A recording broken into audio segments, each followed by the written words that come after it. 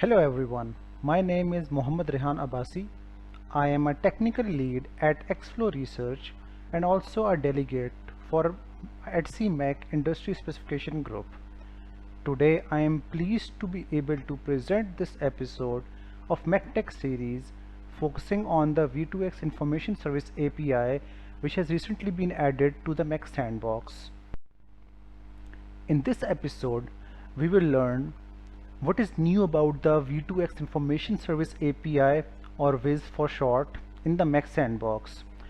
We will also go over the predicted QoS functionality of this API.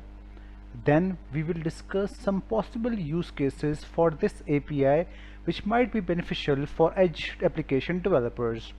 At the end, we will have a demo of how one can interact with the VIS API in the MEC Sandbox. The key or main endpoint of the V2X information service has been implemented in the MEC Sandbox, namely the provide predicted QoS endpoint. Using this endpoint, the QoS values for multiple geo-coordinates along a vehicular route can be predicted. The QoS values are the RSRQ and RSRP values at a specific location defined in the request to this endpoint. Only one set of RSRQ and RSRP values will be returned against each coordinate. A new network scenario has been added in the MEC Sandbox which contains the implementation of the VIS API. The request and response bodies for the provided predicted QoS endpoint are defined in the HCGS MEC 30 specification, and a real-world implementation is shown on the right. As can be seen, the request only contains the location coordinates along a route or multiple routes against which the QoS values are required. The response will contain the predicted QoS values predicted by the prediction function implemented in the MEC Sandbox. We will now go over some possible use cases for the VIS API, namely for the QoS values. One possible use case can be that the QoS values might be required or needed along a vehicular route to trigger, modify or postpone a MEC application which might further use some other V2X functionalities. This might also be required for a specific content delivery system for downloading some software or package for an application.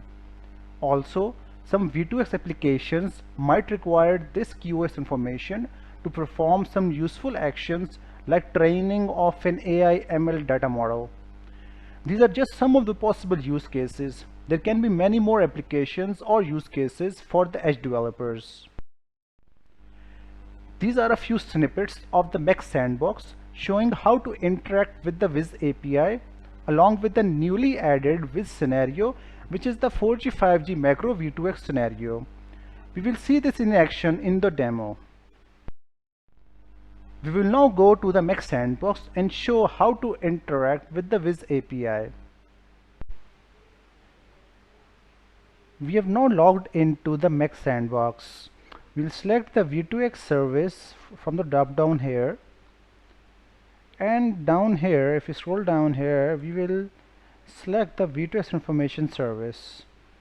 We'll wait for a couple of seconds once to make sure that the service is up and running.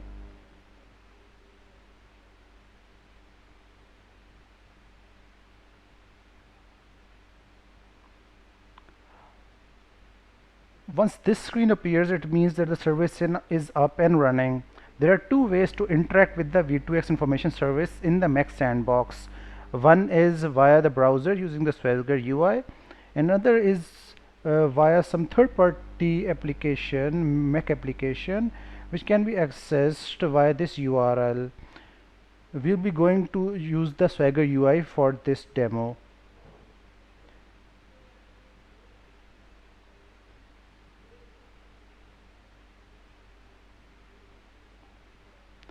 As can be seen from the Swagger UI, our provide predicted QoS endpoint is available right here.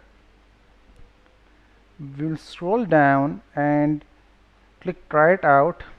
Then we will add our own request here.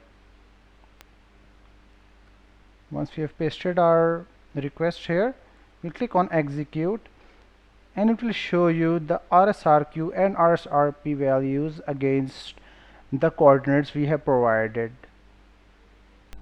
To wrap up and conclude, here is what we have learned in this episode. We have learned about the V2X information service in the MEC Sandbox as well as the predicted QoS functionality. We have also learned how to interact with the VIS API in the MEC Sandbox. And we have also discussed some possible use cases which might be applicable to edge developers. If you are interested in learning more about the MEC Sandbox and the VIS API, visit the TryMEC website. You can also check out the @CGS MEC 30 specification to get a detailed explanation of the VIS API. The Open API specifications of the VIS API can also be referred to at @CForge repository.